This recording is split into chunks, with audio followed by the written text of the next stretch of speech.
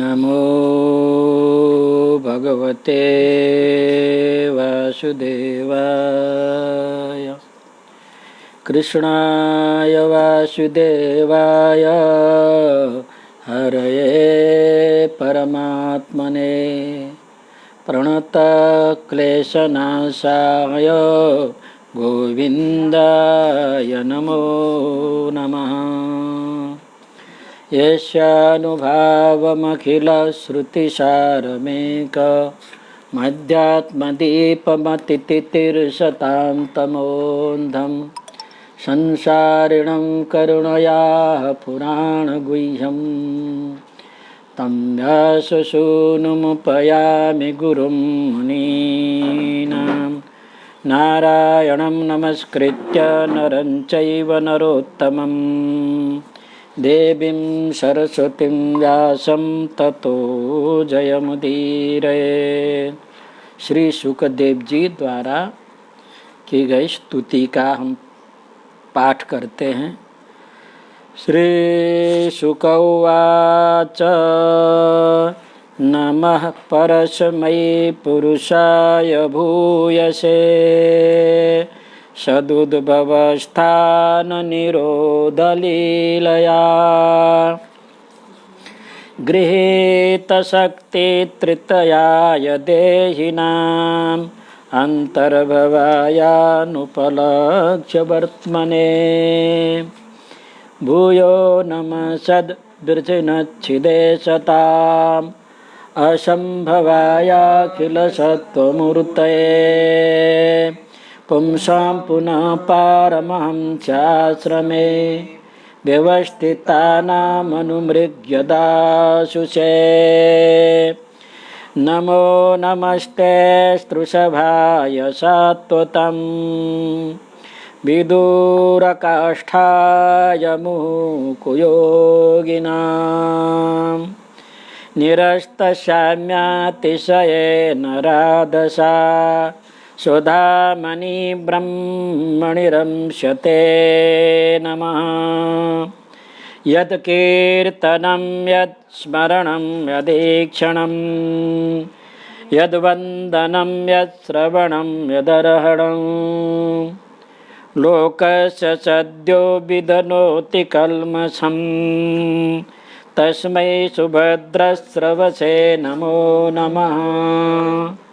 विचक्षणाय चरणोपसादना संगं विदस्यो भयतोऽन्तरात्मनः विन्दन्ति ब्रह्मगतिं गतक्लबा तस्मै सुभद्रस्रवसे नमो नमः। तपस्विनो दानपरा यशस्विनो मनस्विनो मन्त्रविदः सुमङ्गलाः क्षेमं न विन्दन्ति विना यदर्पणं तस्मै सुभद्रस्रवसे नमो नमः। किरातहोडान्द्रपुलिन्दपुल्कषा आभीरकङ्कायवनाखसादय एन्ने च पापा यदुपाश्रयाश्रया शुध्यन्ति तस्मै प्रभविष्णवे नमः।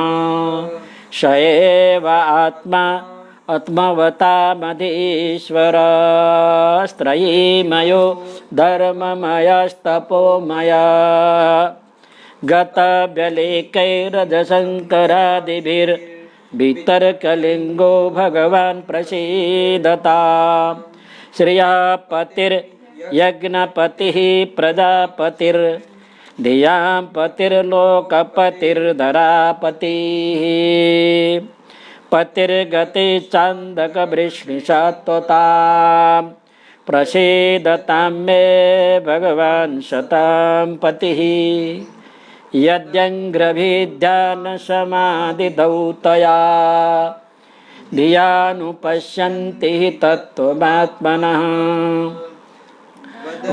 वदन्ति चैतत् कवयो यथा रुचं शमे मुकुन्दो भगवान् प्रसीदताम् प्रचोदिता येन पुरा सरस्वती वितन्वताजस्य सतीं स्मृतिं हृदि स्वलक्षणा प्रादुरभूत् किलास्यतः शमे ऋषीणा ऋषभ प्रसीदता भूतैर्महद्भिर्य इमा पुरो विभुर् निर्मायसेते यदमुषु पूरुषः भुङ्क्ते गुणान् षोडश षोडशात्मकः षोलङ्कृशिष्ट भगवान् बचांसि नः।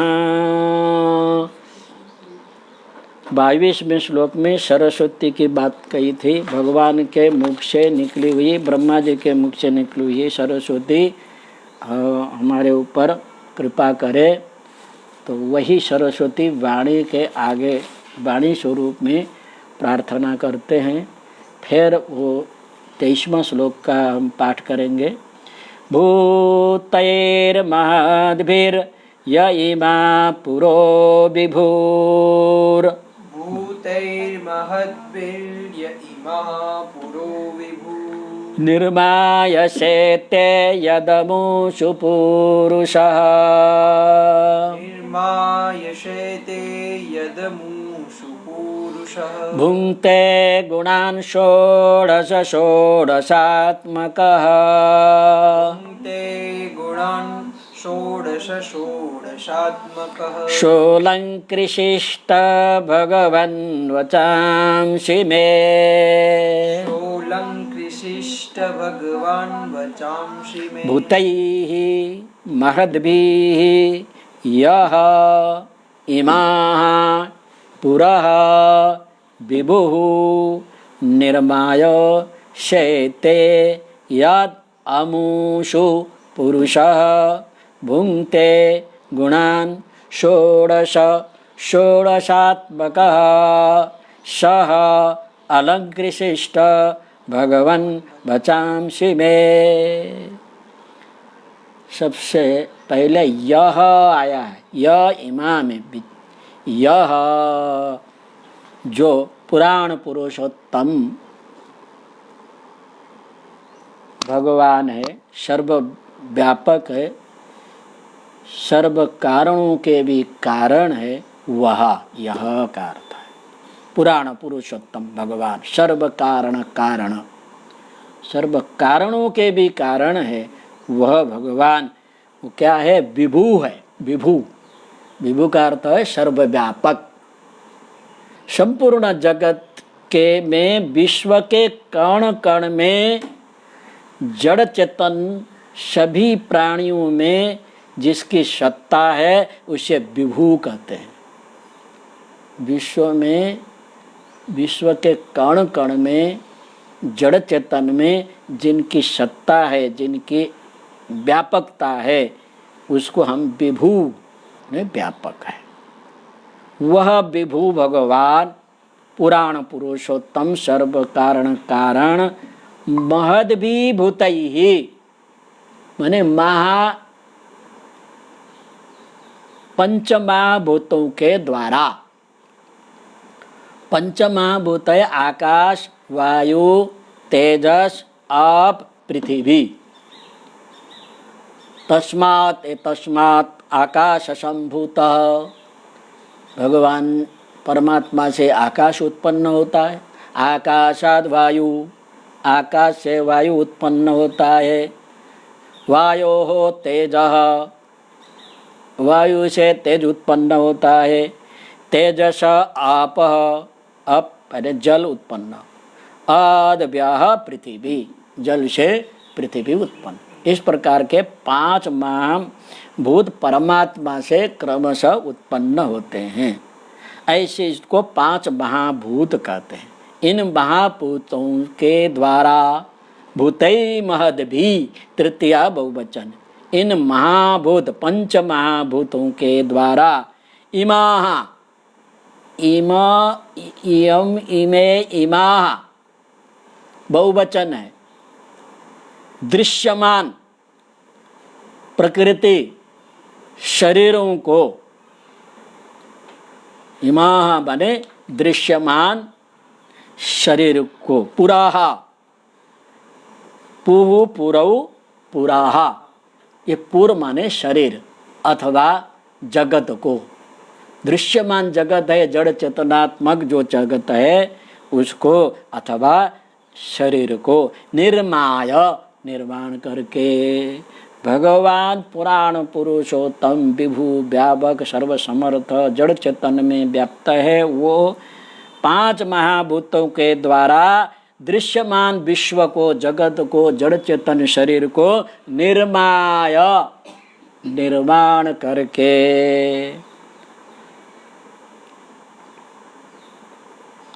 अमुषु, अमुषु, असौ अमु, अमु अमी ऐसा रूप बनता है। सप्तमी बहुवचन में अमुषु, ये 5 महाभूत के द्वारा निर्मित शरीरों में, अमुषु का अर्थ हुआ 5 महाभूत द्वारा निर्मित शरीर के अंदर विश्व में। पुरुषः, पुरुष के नाम से, पुरुष रूप से, अंतर्यामी रूप से अथवा जीवात्मा रूप से शेते शयन करता है, विराजमान रहता है। शेते का अर्थ शयन अर्थ भी होता है, शेते माने निवास करता अर्थ भी होता है, इसलिए उसको पुरुष कहते हैं। वो जगत को रचना करके उस जगत के अंदर प्रवेश करके निवास करता है, इसलिए उसको पुरुष कहा गया है। उपनिषद में कहा गया तत्सृष्ट्वा तदनु प्राविशत्, जगत को सृष्टि करके उसके अंदर प्रवेश किया है, इसलिए वो उसका नाम है पुरुषा। पुरुष शब्द की व्युत्पत्ति है पूरा गमने धातु है, पूर्व धातु है, गमन अर्थ में है। उस धातु से कुशन प्रत्यय होता है व्याकरण की रीति से, कुशन।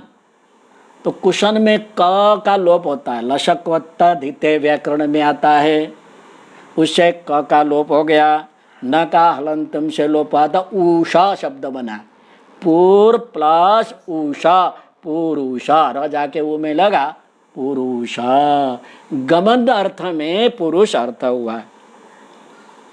ठीक है, तो गम के 3 अर्थ है, उसमें लिखा है गमे त्रयो अर्था। गमे माने गमन अर्थ में 3 अर्थ है, ज्ञान गम प्राप्तिश्चेति। गमन के 3 अर्थ होते हैं, एक अर्थ है ज्ञान, दूसरा अर्थ है गम माने गमन चलना, क्रिया करना, प्राप्ति प्राप्ति करना, 3 अर्थ होते हैं। यह निरुक्त में कहा गया है गमन के 3 अर्थ। उस निरुक्त के अनुसार ज्ञान गमन प्राप्ति 3 अर्थ गति के होते हैं। इस प्रकार पुरुष के भी 3 अर्थ हो गए, जिसमें ज्ञान हो, ज्ञान द्वारा गति सृष्टि आदि क्रिया हो, सर्वत्र प्राप्त हो, सर्वव्यापक हो, उसको पुरुष कहते हैं। उसमें योग शास्त्र में कहा गया है वो सृष्टि भगवान क्यों करते हैं, तो सर्वज्ञत्वात्, सर्वज्ञ होने से सृष्टि करते। विचित्र चराचर जगत है, वो कैसे रचना करता है, तो उसमें सर्वज्ञता है ज्ञान होने से, इसलिए पुरुष का अर्थ भी यही हुआ, ज्ञान वाला और सृष्टि करने की क्रिया करने में सामर्थ्य और सर्वव्यापक होने से उसका नाम पुरुष हुआ। और यास्क ने दूसरे व्याख्या की है उस पुरुष का, पुरीशेते इति पुरुषः, अर्थात पूर्व माने देह शरीर उनके अंदर रहता है, अथवा पूर्व माने ब्रह्मांड विश्व, उसके अंदर रहने वाला ईश्वर है, उसको पुरुष कहा गया है। आगे योग दर्शन में ईश्वर के बारे में, ईश्वर के लक्षण बताते हुए पतंजलि कहते हैं, क्लेश कर्म विपाकाशयैः अपरामृष्ट पुरुष विशेष। फिर एक दफे सुना देता हूँ। क्लेश कर्म विपाकाशयैः अपरामृष्ट पुरुष विशेष ईश्वरः, प्रथम पाद के 24वां सूत्र है। अविद्या क्लेश शुभाशुभ कर्मजन्य सुख दुख रूप फल वासनाओं के संसर्ग से रहित पुरुष विशेष को ईश्वर है। वो ईश्वर है क्या है? अविद्या क्लेश सुख दुख थी पर जो है पुरुष है उसको ईश्वर कहते हैं, यानी कि पुरुष ईश्वर को पुरुष कहा जाता है। और लौकिक दृष्टि से पुंलिंगी मानव को भी पुरुष कहते हैं, ये लौकिक व्यवहार। पर शास्त्रीय में पुरुष ये स्त्री के अंदर जो आत्मा है, पुरुष के अंदर जो आत्मा है, वो सब को पुरुष के रूप में कहा जाता है। जीवात्मा के रूप में भी शास्त्र में पुरुष शब्द कहा गया। पुरुषः प्रकृतिस्थोयी भुंक्ते प्रकृतिजान गुणान कारणं गुण संगोष्य सद सद योनिषु जन्मसु। प्रकृति में स्थित पुरुष प्रकृति से उत्पन्न त्रिगुणात्मक पदार्थों का भोग करता है। प्रकृति में रह करके प्रकृति के 3 गुण है, सत्व रजत तम, उनसे बने हुए जो पदार्थ है उनका भोग करता है। और जो प्रकृति के गुणों में आसक्त होने के कारण वो आत्मा जीवात्मा बनता है, और जीवात्मा बन करके सत असत योनि में जन्म लेता है। ये गीता में कहा गया है। जो पुरुष है जीवात्मा रूप में प्रकृति के गुण में आसक्त होता है, इसलिए वो पुरुष सत योनि असत योनि में जन्म लेने का कारण है वो आसक्ति। किनमें आसक्ति? प्रकृति के द्वारा उत्पन्न पदार्थ को भोगने में आसक्त होने के कारण सत योनि में और असत योनि में उनको जन्म लेना पड़ता है। तो सत योनि क्या है? असत योनि क्या चीज है? सत योनि का मतलब है जिसमें सुख अधिकता है, जिनमें सुख ही सुख मिलता हो। तो ऐसे सत योनि है देव मनुष्य गंधर्व आदि सत योनियां हैं। देवता में सुख है, मनुष्य भी सुख भोग सकता है, मनुष्य में भी दुख नहीं है, सुख भोगने की क्षमता रखता है। और गंधर्व जाति है, जो देव जाति है, वो भी सत योनि है। और जिसमें दुख है अथवा दुख अधिकता है वो असत योनि है, पशु पक्षी कीट पतंग आदि योनि, उसमें दुख अधिक होता है। तो ये प्रकृति के गुणों में भोगने के लिए आसक्त होता है, इसलिए उस जीवात्मा को इस प्रकार पुरुष बन करके सत असत योनि में उसको जन्म लेना पड़ता है। या गीता के अनुसार जीवात्मा को पुरुष कहा गया है। श्वेत श्वेतारोपनिषद है, श्वेत श्वेतारोपनिषद नाम है, उनमें पुरुष का लक्षण बताया गया है। नवद्वारे पुरे देहि हंसो लोलायते वही। नवद्वारे पुरे देहि हंसो लोलायते वही वशे सर्वस्य लोकस्य वशे सर्वस्य लोकस्य थावरस्य चरस्य च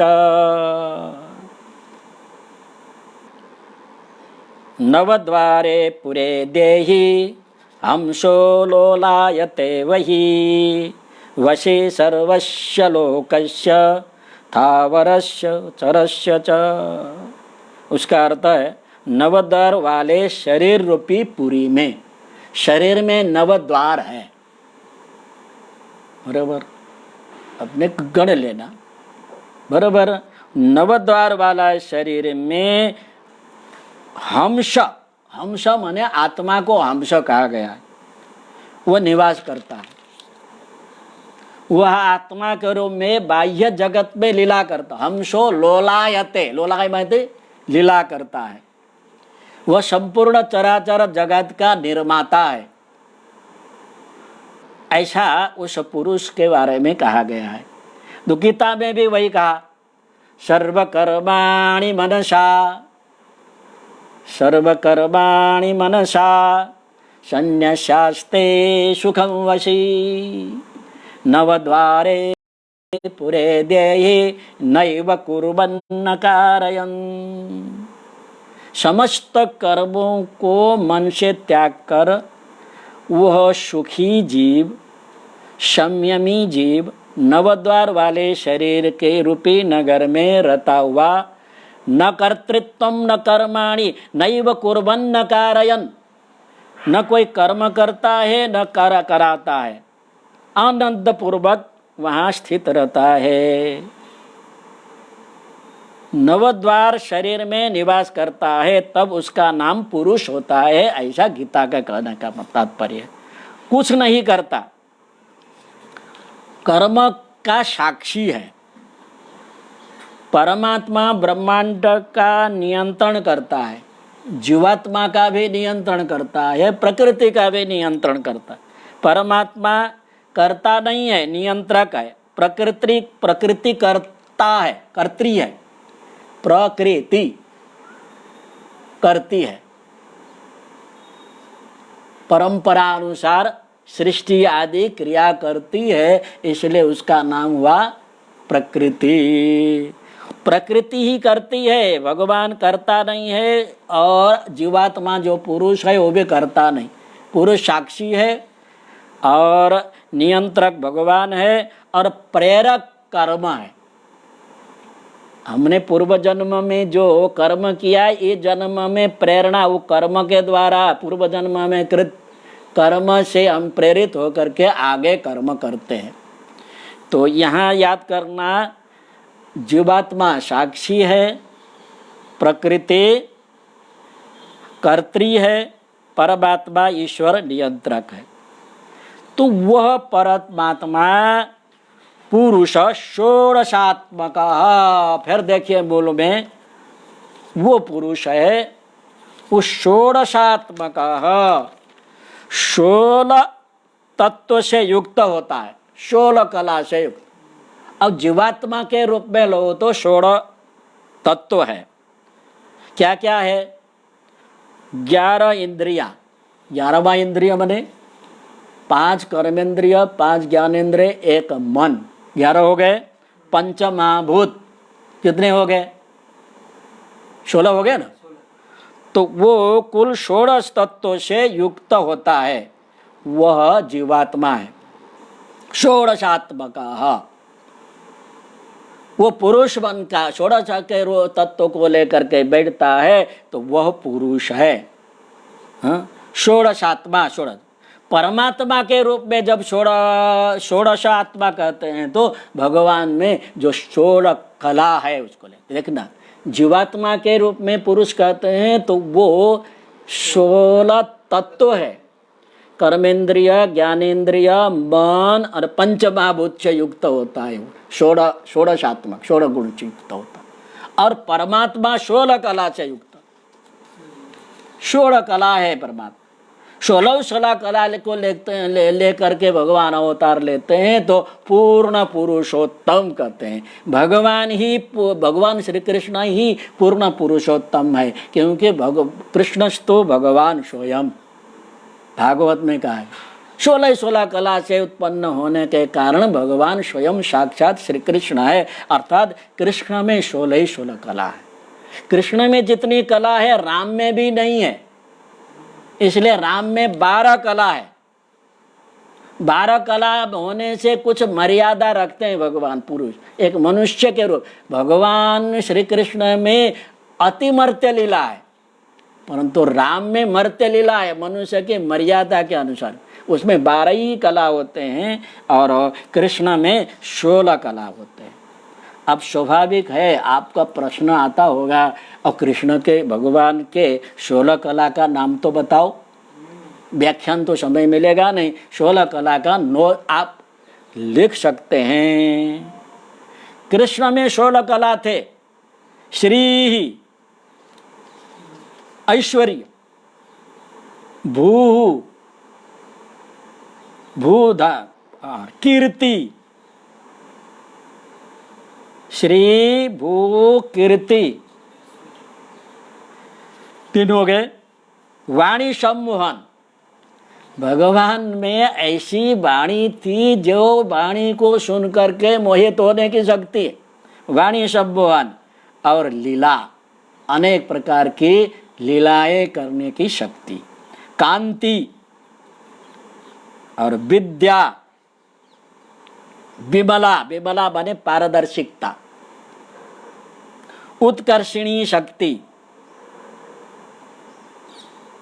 भू श्री भू कीर्ति, वाणी सम्मोहन, लीला, कांति, विद्या, विमला, उत्कर्षिणी शक्ति। निरक्षीर विवेकता, जैसे हंसा पानी और दूध को अलग करता है, वैसे सत्य असत्य को विवेक करने की उनमें शक्ति थी, बुद्धि थी। कर्मण्यता, बराबर। तो और योग शक्ति, योग शक्ति से भगवान ने उत्तरा के गर्भ के अंदर प्रवेश करके बालक का रक्षा किया। विनय, विनय, इतना विनय था, विनम्र था, युधिष्ठिर के यज्ञ में जा करके झूठे पत्ते उठाए, ब्राह्मण के पग धोए, कितनी विनम्रता है उनमें। तो विनय भी है। सत्य धारणा, सत्यवादिता। आधिपत्यम, लीडरशिप, आधिपत्य, भगवान कहीं भी जाते हैं तो लीडरशिप, उनके नेतृत्व शक्ति। तो ये कुल मिला करके अनुग्रह 16 कला है। इस 16 कला युक्त होने से भगवान परमात्मा श्री हरि कृष्ण पूर्ण पुरुषोत्तम है, माने पूर्ण 16 कला से। राम में 12 कला है। जैसे अपने पेड़ आदि जड़ पदार्थ में 1-2 कलाएं होती हैं, पशु पक्षी में 3 से 4 कलाएं होती हैं, साधारण मनुष्य में हमारे सब में 5 कलाएं होती। 64 कला की बात नहीं, वो अलग है। विशिष्ट पुरुष महापुरुष में 7 कलाएं होती है। ऋषियों में, सप्तर्षियों में 9 कला है, 8 कला भी है किसी में। 10 कला से अधिक होते हैं, 10 कला माने शक्ति अधिक होते हैं, उनको भगवान का अवतार मानते हैं, भगवान के अवतार है। 10 कला युक्त अवतार वराह, नृसिंह, कूर्म, मत्स्य, वामन, इनमें 10 से 11 कलाएं थी। परशुराम में भी 10 से 11 थी। तो परशुराम अवतार है भगवान का जो आवेश अवतार है। आवेश माने क्रोधावतार है परशुराम। तो इस प्रकार के देवता में चंद्र में भी 16 कलाएं होती। 16 कला से परिपूर्ण, पूर्णिमा से के दिन वो 16 कला से युक्त होता है। और भगवान चंद्र वंश में उत्पन्न होने से भगवान में भी चंद्र में जो कलाएं हैं वो कलाएं उनमें भी थी, ऐसे कहते हैं कोई शास्त्र। तो चंद्र की कलाएं कौन कौन है? लिखा है अमृता, जिनमें अमृत तत्व धारण करने की कला है। मानदा,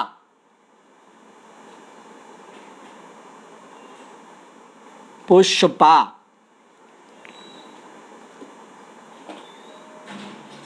पुष्टि, पोषण करने की शक्ति है उसमें चंद्र में। तुष्टि, धृति,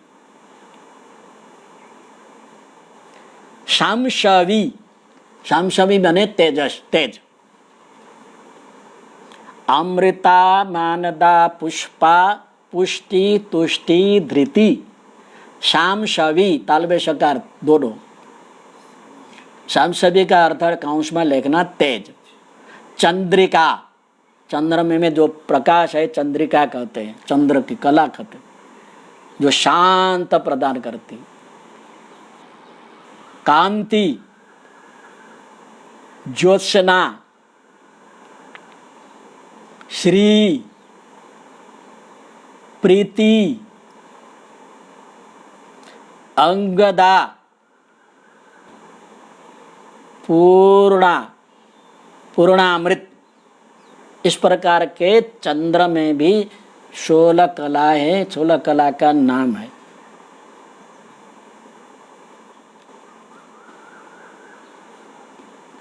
भगवान राम में 12 कला थे परंतु 16 गुण थे। भगवान में राम में 16 गुण थे, 12 कला थे, 16 गुण थे। तो गुण कौन कौन है वो भी आप लिख सकते हैं।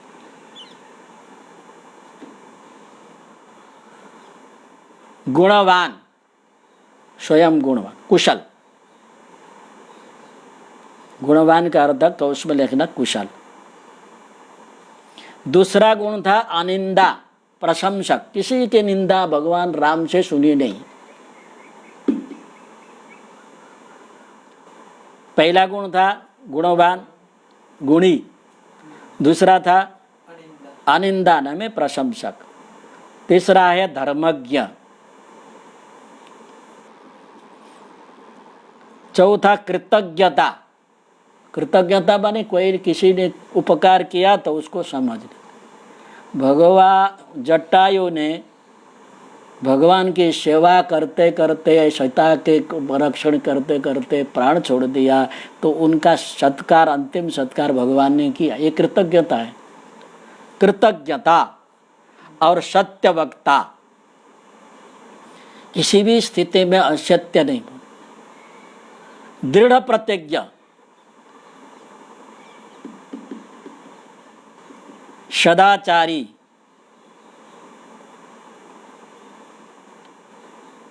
प्राणियों के रक्षक, सामर्थ्य, प्रिय दर्शन भी आया एक गुण, सुंदर मुख। सुंदर मुख किसको कहते हैं? गोरा मुख। भगवान तो श्याम है ना। सुंदर मुख का अर्थ क्या है? हमेशा प्रसन्न जो मुख हो, प्रसन्न वदन हो। उसमें एक श्लोक आए, ये तथा न ममलौ वनवास कृत। वन में जाने पहले ये सुन लिया कि मुझे कल राजा बनाने वाले हैं पिताजी, उतने हर्षित न हुए। और जब वन में जाना हुआ तब भी उनका मुख मुरझाया नहीं, सदा प्रसन्न रहे, ऐसा है। तो उसमें भगवान प्रिय दर्शन है। हमें सुख दुख में भी वो सदा सर्वदा प्रसन्न रहते थे, ये गुण था।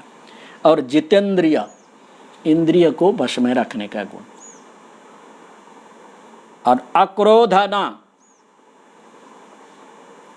भगवान ने कभी क्रोध नहीं किया,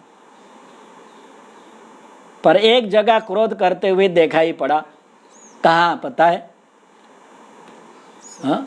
जो समुद्र को कहा भाई रास्ता दे दो, मुझे जाना है लंका में, नहीं दिया तो क्रोध में ढोर गमार पशु नारी ताड़न के अधिकारी, ऐसा बोलते हुए धनुष को बाढ़ चढ़ा करके मारने के लिए तैयार हो गए। तो क्रोध दिखाया है, वो क्रोध नहीं है। परम पुरुष परमात्मा के, ऋषियों के, मुनियों के, गुरुओं के जो क्रोध होता है वो कृपा, वो क्रोध नहीं, बराबर। तो भगवान ने उस समुद्र के ऊपर कृपा की, कृपा दर्शाया, तो वह क्रोध नहीं। तो भगवान हमेशा क्रोध नहीं करते हैं, कृपा करते हैं।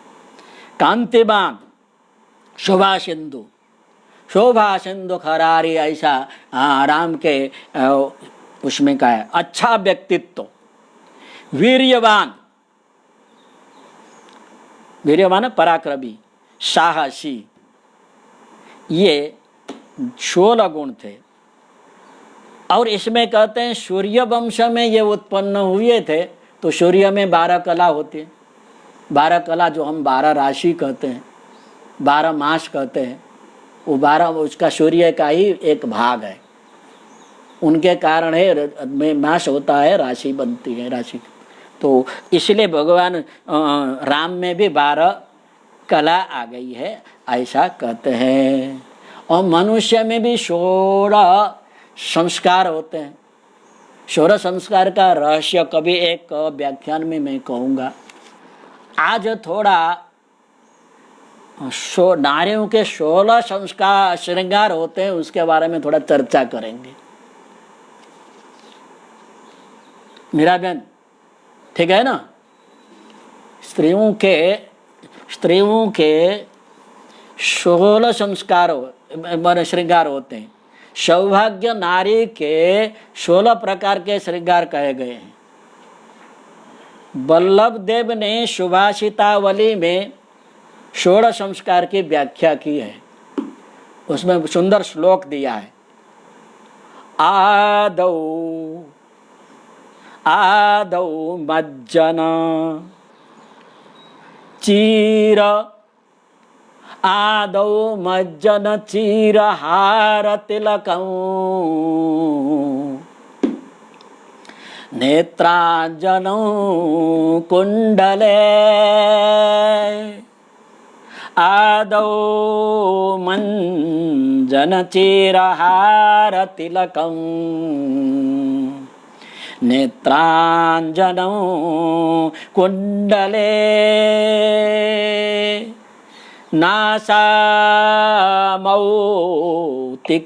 केशपाशरचना, नासामौक्तिक केशपाशरचना,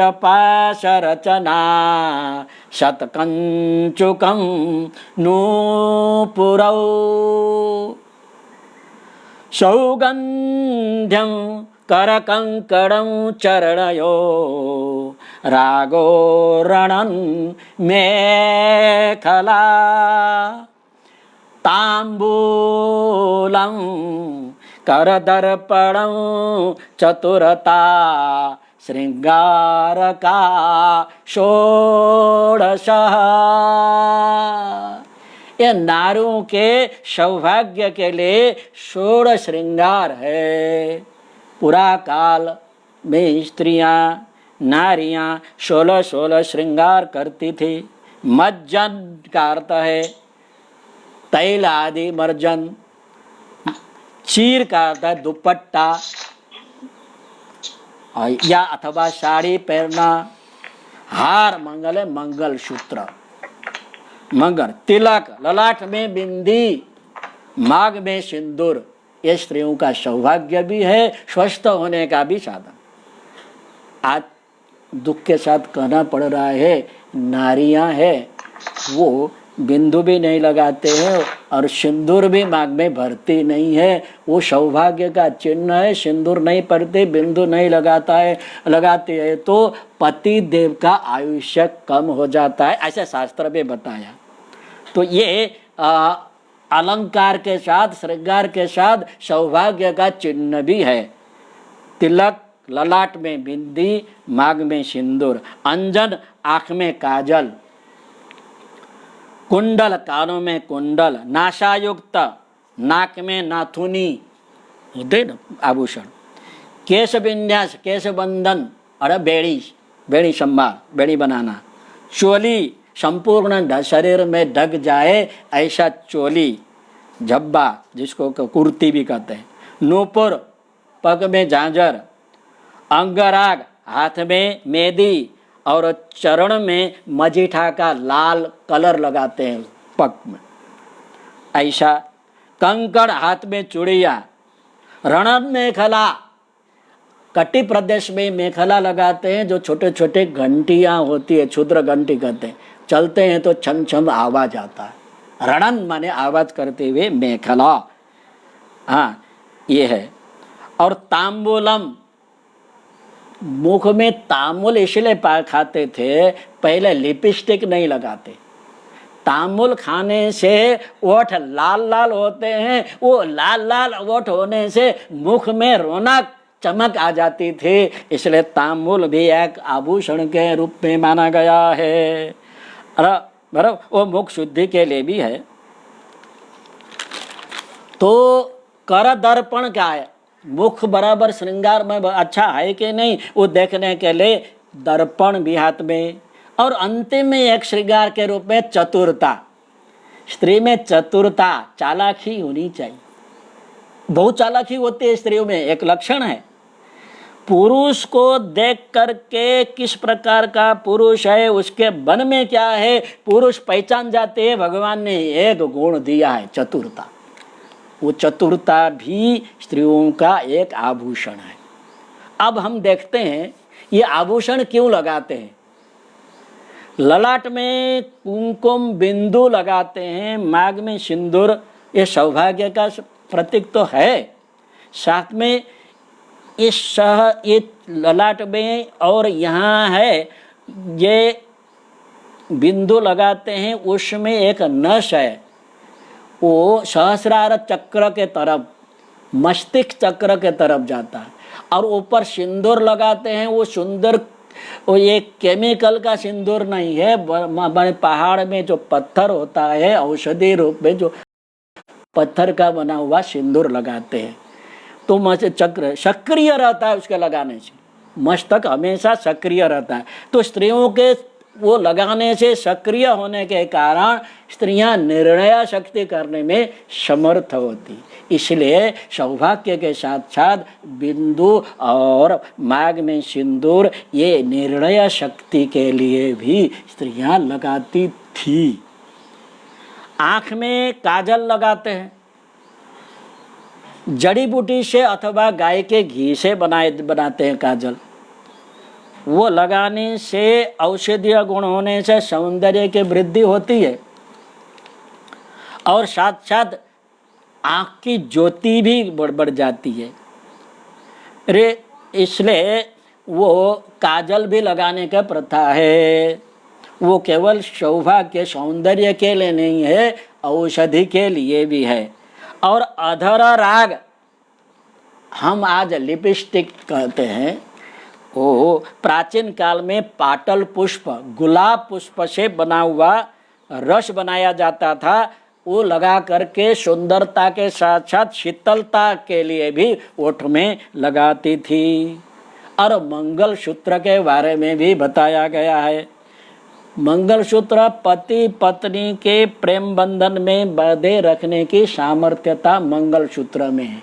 उनके मंत्र पढ़ करके, वेद मंत्र पढ़ करके मंगल सूत्र पहराया है। पर उसमें बताया है मंगल सूत्र लंबा होना चाहिए, हृदय तक लंबित होना चाहिए, हृदय को स्पर्श करना चाहिए। मंगल सूत्र में सोना लगाया होता, उस सोना का तेज हृदय में प्रवेश करता, तो हृदय सक्रिय रहता है और निर्मल होता है। इसलिए वो मंगल सूत्र को और हमेशा हृदय तक स्पर्श करे, हृदय को स्पर्श करे, ऐसा पहनना चाहिए। इसका मतलब है कि वस्त्र के ऊपर नहीं, अंदर पहनना चाहिए, जिससे हृदय का स्पर्श हो। तो इसमें ऊर्जा भी प्रदान होता है। सूर्य ये जो धातुओं में ऊर्जाएं होती, इसलिए मंगल सूत्र लग। अब इसी प्रकार से नाक को छेड़ करके नथुनी लगाते हैं। ये ऐसा दबाव नाक में, ये एक्यूपंक्चर कहते हैं, अथवा एक्यूप्रेशर होता है वो छेदन करने से। तो महिलाएं जो वहाँ लगाती हैं नाथुनी अथवा छेदन करती हैं तो रजो दर्शन काल में पीड़ाएं नहीं होती है। यह एक प्रकार का बता। तो कंकण चूड़ियाँ क्यों पहनते हैं स्त्रियाँ? सौभाग्यवती के लिए तो है, पहनते हैं। रक्त प्रवाह यहाँ जो है लगाने से, घर्षण होने से यहाँ से रक्त प्रवाह सदा सर्वदा रहते। तो अंगूठी क्यों लगाते हैं? अंगूठी भी लगाते हैं कि नहीं?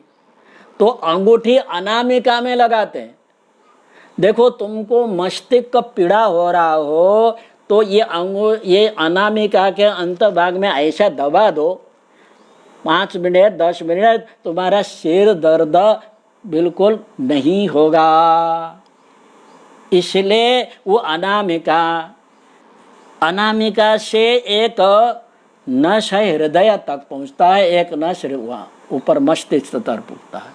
इसलिए वो मस्तिष्क स्वस्थ रहता है, हृदय स्वस्थ। इस प्रकार षोडश संस्कार का स्वास्थ्य के लिए भी है, सौंदर्य के लिए भी है, सौभाग्यवती के लिए भी है। तो यहाँ षोड़ कला के साथ साथ मुझे याद आया षोड़ श्रृंगार। तो षोड़ श्रृंगार का भी महत्व बता दूं इसलिए हमने बताया है। और साथ साथ में अभी क्या है, कलयुग में तो कलो केशभूषणा, कलयुग में केवल केश का आभूषण है, दूसरा श्रृंगार नहीं करती हैं स्त्रियां। और केमिकल के तेल लगा करके बाल झड़ जाते हैं। और अब क्या करती है, बाजार में जा करके वो केश गुच्छ को खरीद करके लगाती है। अब वो केश गुच्छ को लगाने से ऊपर वो सिंदूर लगाओ कि बिंदु लगाओ, उसे क्या फायदा? कुछ नहीं है। तो इस प्रकार के शारीरिक स्वस्थता के लिए भी स्त्रियों को षोड़ श्रृंगार करनी चाहिए। यह भगवान के षोड़ कला के साथ साथ हमने स्त्रियों के षोड़ कला का भी, श्रृंगार का भी महत्व बताया है। मनुष्य के षोड़ संस्कार होते हैं, वो समय नहीं है, वो जब समय आएगा तब उनको विस्तार पूर्वक हम कहेंगे। तो वो षोडशात्मक पुरुष की बात आई। षोड़ कला वाला जो भगवान है अथवा पुरुष है वो क्या करता है? देखो मूल में फिर षोडश गुणान भुंक्ते। जो 16 इंद्रियां हैं उनके विषय को भोग करता है। गुणान विषय को भुंक्ते, भोग करता है, अर्थात प्रकाशित करता है, पालन करता है, सभी इंद्रियों को सक्रिय करता है। वह पुरुष अगर जीवात्मा आत्मा से मन से निकल जाए तो इंद्रियां काम करती नहीं। आँख होते हुए आँख नहीं दे सकती, मुख होते हुए बोल नहीं सकते, कान होते हुए सुन नहीं सकते, पग होते हुए चल नहीं सकते, हाथ होते हुए काम कर नहीं सकते। इसलिए वो इंद्रियों को सक्रिय करता है। भुंक्ते का अर्थ बराबर सक्रिय करता है। वह परमात्मा पर पुरुष श्री हरि में मम मेरी वचांसी वाणी को, वो परमात्मा मेरी वाणी को अलंकृशिष्ट श्रृंगारादि रस द्वारा मुझे मेरी वाणी को अलंकृत करे। अलंकार रस भाव से पूर्ण मेरी वाणी को अलंकृत करे। अलंकृशिष्ट मेरे वाणी को अलंकृत करे, ऐसा अर्थ है। ठीक है।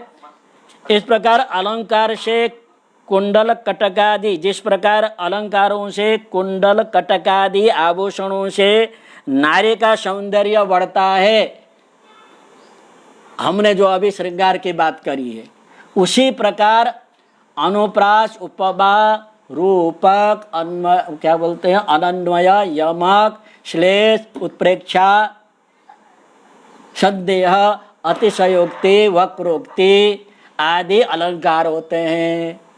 वो अलंकार के द्वारा कविता, वाणी, स्तुति सब सुशोभित होती है। उसमें 9 रस होते हैं, श्रृंगार, वीर, करुण, रौद्र, हास्य, भयानक, विभत्स, रौद्र, शांत, 9 रस है।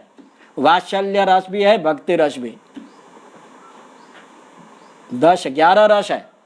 श्रृंगार रस है, वीर रस है, करुण रस है, रौद्र रस है, हास्य रस है, भयानक है, विभत्स रस है, रौद्र रस, शांत रस और वात्सल्य रस, भक्ति रस। जैसे षड रस होते हैं, षड रस का भी आप जानते होंगे, मधुर, लवण, तिक्त, कटु, कषाय, आम्ल, मीठा, नमकीन, तीता, कड़वा, कशैला, खट्टा होते हैं ना। 6 रस होते हैं, वो भोजन को स्वादिष्ट बनाते हैं 6 रस। वैसे ही जो 9 रस है काव्य को अत्यंत आनंदित सुंदर बनाते। तो ये रसयुक्त स्तुति पाठ करने से आनंद की अनुभूति होती है। रसो वै शाह, तो रस क्या चीज है? शाह माने पर ब्रह्म है। रस आनंद रूप है, आत्मा के साथ जोड़ने का एक रसायन है, परमात्मा के साथ जोड़ने का एक रसायन तत्व है ये रस। इसी रस को अखंड आनंद स्वरूप कहा गया है, ब्रह्मानंद सहोदर भी कहा गया। ये रस के अनुभूति के साथ साथ ब्रह्मानंद के साक्षात करने में जो आनंद आता है, वो आनंद ये रसों के द्वारा होती है। मनुष्य के अंदर 6 स्थायी भाव रहती है। 6 रति, रति माने प्रीति, प्रेम, प्रेम भाव हमेशा हृदय में रहता है। हास, प्रसन्नता रहती है। शोक, शोक भी अंदर पड़ा रहता है। क्रोध भी रहता है अंदर, उत्साह भी होता है, भय भी होता है, विस्मय भी होता है, निर्वेद आदि होते हैं, घृणा भी। स्थायी भाव मनुष्य के अंदर होता ही है। और विभाव, अनुभाव, संचारी भाव अथवा कोई कारणवश वो रति श्रृंगार रस में उत्पन्न होता है, श्रृंगार रस बन जाता है। कोई प्रेमी प्रेमिका का दर्शन होता है, उनके चेष्टाएं, हाव भाव, वाणी सुन करके वो अंदर रहा हुआ प्रेम भाव है श्रृंगार रस में परिणत होता है। वैसे ही अंदर रहा हुआ जो प्रसन्नता है उससे किसी कारणवश हास्य रस के रूप में परिणत। जो शोक है और किसी के कारण करुण रस में इसी प्रकार से 9 रस उत्पन्न होते हैं। और उसी प्रकार अनुराग, परमात्मा के प्रति भक्ति, अनुराग होने से भक्ति रस उत्पन्न होता। और संतानों के तरफ, पुत्र पौत्र के तरफ जो अनुराग उत्पन्न होता है तब उसको वात्सल्य रस उत्पन्न हो, वात्सल्य के रूप में वो आनंदित होते हैं। तो ये 9 रस है। ऐसे 9 रस के युक्त मेरी वाणी बने, ऐसा प्रार्थना है। कहा गया न, वाण्ये का समलम करोति पुरुषम या संस्कृता धार्यते। अलंकार रस भाव से संस्कृत वाणी मुख का अलंकार है। लोग कहते हैं मृषा वदति लोकोयम तामूलम मुखभूषणम, मुखस्य भूषणम पुंसाम स्यादेकैव सरस्वती। लोग मिथ्या बोलते हैं, तामूल मुख का आभूषण है, परंतु मुख का आभूषण तो वाणी, मधुर वाणी है, सुंदर सरस्वती अर्थात रसभाव पूर्ण वाणी ही मुख का को अलंकृत करते हैं। अलंकृत वाणी बोलने वाला सुमुख होता है। गणेश वक्रतुंड है ना, वक्रतुंड होते हुए भी गणेश के प्रार्थना में हम कहते हैं सुमुखश्च एकदन्तश्च कपिलो गजकर्णक। वक्रतुंड है तो भी सुमुख कहा गया है। क्यों है? वो सुंदर वाणी बोलने वाले हैं, इसलिए उनको। भद्रकाली भी कैसे भयंकर है, इतनी बुद्धि बागर निकाल दे, काली स्वरूप है। तो उनकी स्तुति में भी कहा गया है स्तुति में सुमुखी कहा गया, उच्छिष्ट चांडालिनी सुमुखी देवी, ऐसे स्तुति की गई। आगे एक तरफ चांडालिनी कहा गया, आगे सुमुखी का। भले चांडाल के जैसे भयंकर स्वरूप है, परंतु तू सुमुखी है, तो माने तुम्हारी वाणी है अत्यंत सुंदर है। तो इस प्रकार शुकदेव कहते हैं, सुंदर अलंकृत रसभाव युक्त वाणी आप हमें दीजिए, हम उस सुंदर वाणी से आपकी स्तुति करें। इस प्रकार से यह 23वें श्लोक में शुकदेव जी भगवान से प्रार्थना करते हैं। अंतिम में व्यास जी अपने पिता, व्यास जी है, कितने समय है, 4 मिनट सही हो गए। व्यास जी के को नमस्कार करते हैं अंतिम श्लोक में। नमस्तस्मै भगवते व्यासाय मित तेजसे, नमस्तस्मै भगवते व्यासाय मित तेजसे, पपुर्ज्ञानमयं सौम्या यन्मुखाम्बुरुहासमम्,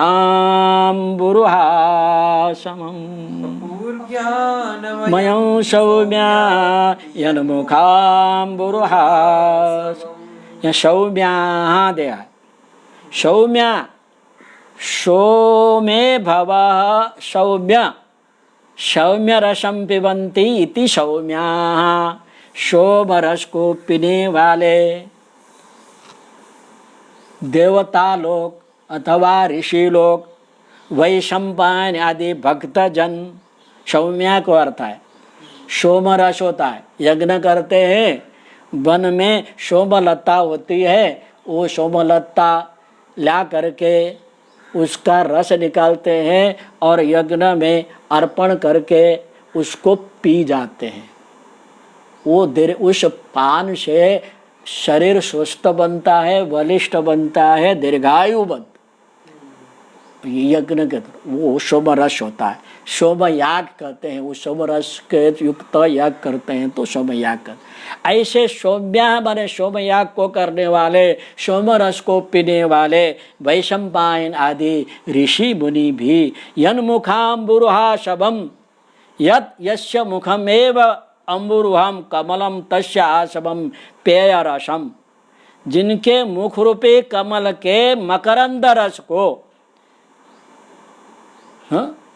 यत् मुखाम्बुरुहाशबम, यन माने जिसका मुखम मुख है, अम्बुरुह, अम्बुरुह अम्बु माने जल, रुह माने उगने वाला, जल में उगने वाला कौन है, कमल। उनको आशब माने पीने योग्य रस, मकरंद रस, कमल के रस को, मुख रूपी कमल के रस को, जो ज्ञानमयम ज्ञान रूप है, उनको पपुहु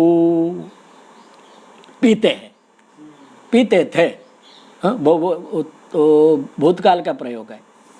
ऐसे तस्मै उस भगवते भगवत स्वरूप व्यासाय, व्यास जी को, कैसे व्यास को, अमित तेज से, जिनके तेज की सीमा नहीं है, ऐसे अमित तेज वाले भगवान को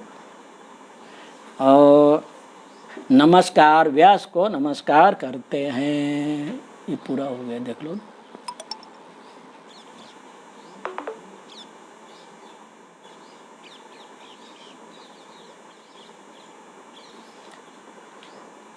ओम नमो भगवते, ये होगा,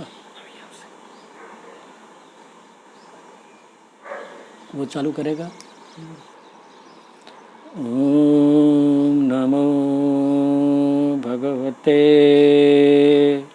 वासुदेवाय, कृष्णाय वासुदेवाय, हरये परमात्मने प्रणतक्लेशनाशाय गोविन्दाय नमो नमः। नमस्तुते व्यास विशालबुद्धे फुल्लारविन्दायतने पत्रनेत्र येन त्वया भारत तैलपूर्णा प्रज्वालितो ज्ञानमय प्रदीपः।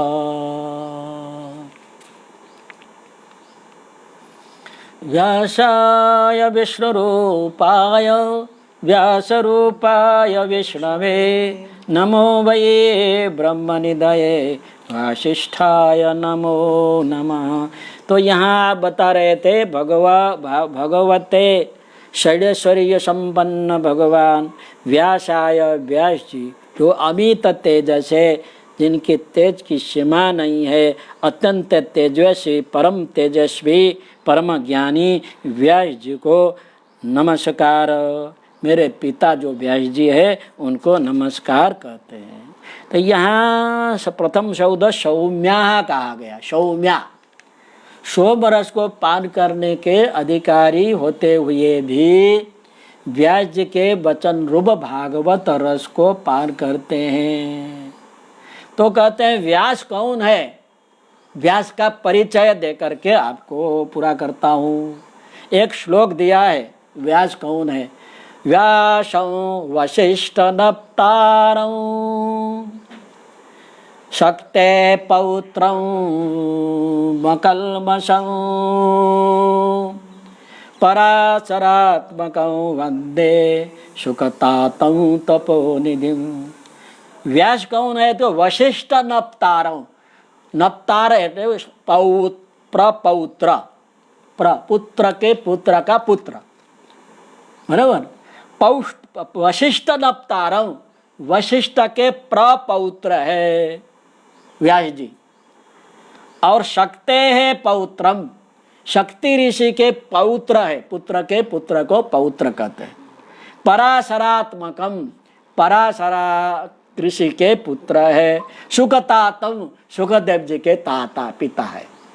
ऐसे तपोनिधि व्यास जी को हम नमस्कार करते हैं। ठीक है। व्यासं वसिष्ठ नप्तारं शक्ते पौत्रम अकल्मषं पराशरात्मकं वंदे सुखतातं तपोनिधिं। ये श्लोक में सुखदेव जी का परिचय दिया है। इस प्रकार से सुखदेव जी के व्यास जी पिता हुए, इसलिए अपने पिता गुरु भी है, उनसे ही पुराण का सुना था, पढ़ा था, इसलिए गुरु भी है और पिता भी है। उनको नमस्कार करते हुए और अपने स्तुति पूर्ण करते हैं। हम भी व्याख्यान सुख स्तुति का व्याख्यान आज इसी व्यास जी के नमस्कार करते हुए पूर्ण करते हैं। ओम पूर्णमदः पूर्णमिदं पूर्णात् पूर्णमुदच्यते